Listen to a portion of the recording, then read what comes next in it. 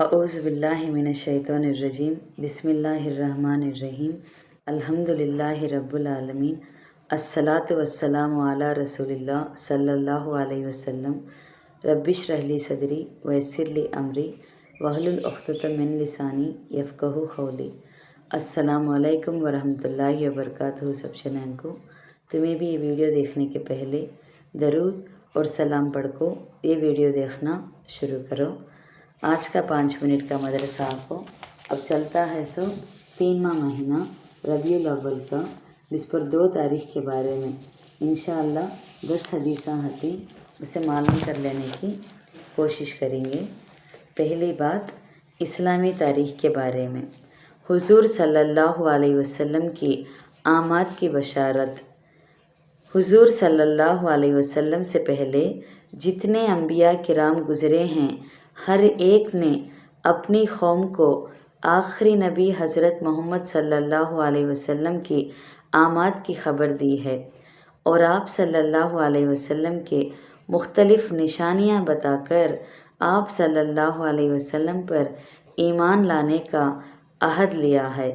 چنانچہ 1000 تبدیلیوں کے باوجود آج تک تورات اور انجیل میں وہ علامات اور نشانیاں موجود ہیں جو آپ صلی اللہ علیہ وسلم کے ذات بابرکت میں موجود تھی۔ خود تورات اور انجیل والے بھی اس حقیقت سے خوب واقف ہیں، جیسے کہ اللہ تعالیٰ فرماتے ہیں، جن لوگوں کو ہم نے کتاب دی ہے، تورات اور انجیل، وہ رسول اللہ صلی اللہ علیہ وسلم کو ان کتابوں میں بیان کردہ نشانیوں کے بنا پر اپنے بیٹے کی طرح خوب پہچانتے ہیں، مگر اس کے باوجود ان میں سے ایک جماعت جان بوجھ کر حق بات کو چھپاتی ہے۔ سورہ بقرہ 146 میں ہے اسی طرح قرآن میں ہے کہ حضرت عیسیٰ علیہ السلام نے فرمایا، اے بنی اسرائیل، میں تمہارے پاس اللہ کا ایسا پیغمبر بن کر آیا ہوں کہ مجھ سے پہلے جو تورات نازل ہوئی تھی میں اس کی تصدیق کرنے والا ہوں، اور اس رسول کی خوشخبری دینے والا ہوں جو میرے بعد آئے گا، جس کا نام احمد ہے۔ سورہ صف میں 6 آیات میں ہے یہ۔ ایک مرتبہ خود حضور صلی اللہ علیہ وسلم نے فرمایا، میں اپنے باپ حضرت ابراہیم علیہ السلام کی دعا اور حضرت عیسیٰ علیہ السلام کی بشارت ہوں۔ دلائل النبوہ للبیہقی 15 میں ہے 2واں قصہ حضور صلی اللہ علیہ وسلم کا معجزے کے بارے میں، ایک چمتکار کے بارے میں۔ حضرت ابو ذر رضی اللہ عنہ کے متعلق پیشین گوئی۔ ایک مرتبہ آپ صلی اللہ علیہ وسلم نے فرمایا، اللہ تعالیٰ ابو ذر پر رحم فرمائے، وہ تنہا ہی رہتا ہے، تنہا ہی مریں گے اور تنہا ہی اٹھائے جائیں گے۔ چنانچہ وہ مقام رباضہ میں اکیلے جا کر رہے، وہیں تنہائی کی زندگی گزاری اور وہیں وفات پائی۔ ان کے پاس اس وقت صرف ان کی بیوی اور غلام تھے۔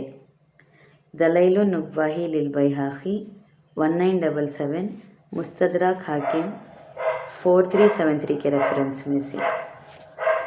3واں قصہ ایک فرض کے بارے میں، اللہ تعالیٰ پر توکل اور بھروسہ۔ قرآن کریم میں ہے، اپنا بھروسہ صرف اللہ پر رکھو، اور اگر واقعی صاحب ایمان ہو۔ سورہ مائدہ 23 آیت میں ہے اس میں کیا خلاصہ کرتے ہیں گا تو توکل یہ ہے کہ ہر معاملے میں یہ سمجھ کے کرنے ڈھرنے والی ذات اللہ ہی کی ہے، اور اپنے کو ہر معاملے میں اس کا محتاج سمجھے، یہ توکل ہر معاملے میں فرض ہے۔ 4واں قصہ ایک سنت کے بارے میں، مغفرت اور طلب رحمت کی دعا۔ مغفرت اور طلب رحمت کے لیے اس دعا کا اہتمام کرنا چاہیے، ربنا آمنا فاغفر لنا وارحمنا وانت خیر الراحمین۔ ترجمہ، اے ہمارے پروردگار، ہم ایمان لے آئے ہیں، لہٰذا ہماری مغفرت فرما دیجیے اور ہم پر رحم فرمائے، بے شک آپ بڑے ہی مہربان ہیں۔ سورہ مومنون میں 109 آیت میں ہے سو دعائیں۔ 5واں قصہ ایک اہم عمل کی فضیلت کے بارے میں، والدین کے لیے دعائیں کرنا۔ رسول اللہ صلی اللہ علیہ وسلم نے فرمایا، جس شخص نے ماں باپ یا ان میں سے کوئی ایک مر جائے اور وہ شخص ان کی نافرمانی کرنے والا ہو تو اگر وہ ان کے لیے ہمیشہ دعا اور استغفار کرتا رہے تو وہ شخص فرمانبرداروں میں شمار ہو جائے گا۔ شعب الایمان 7902 انس رضی اللہ عنہ کے ریفرنس میں سے۔ 6واں قصہ ایک گناہ کے بارے میں، نقصان کے بعد کی آسانیوں پر اترانا۔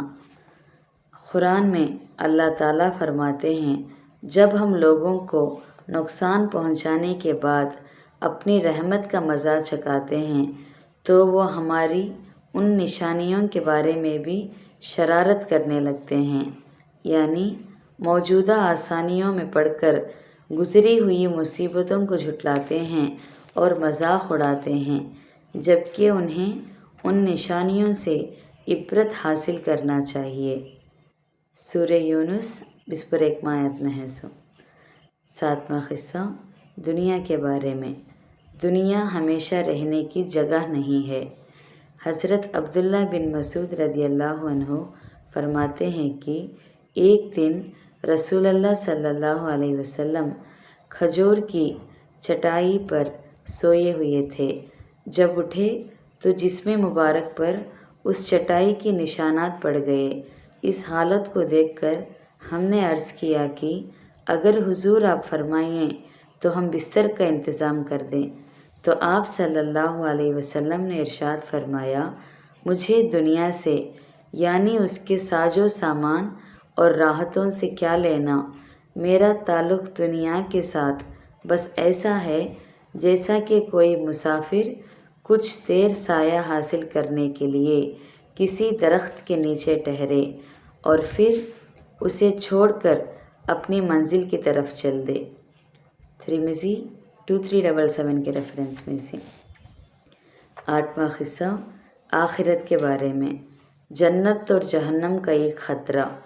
رسول اللہ صلی اللہ علیہ وسلم نے فرمایا، اگر جنت کا ایک خطرہ تمہاری اس دنیا میں تمہارے پاس آ جائیں تو ساری دنیا کو میٹھا کر دے، اور اگر جہنم کا ایک خطرہ تمہاری دنیا میں آ جائے تو ساری دنیا کو تمہارے لیے کڑوا کر دے۔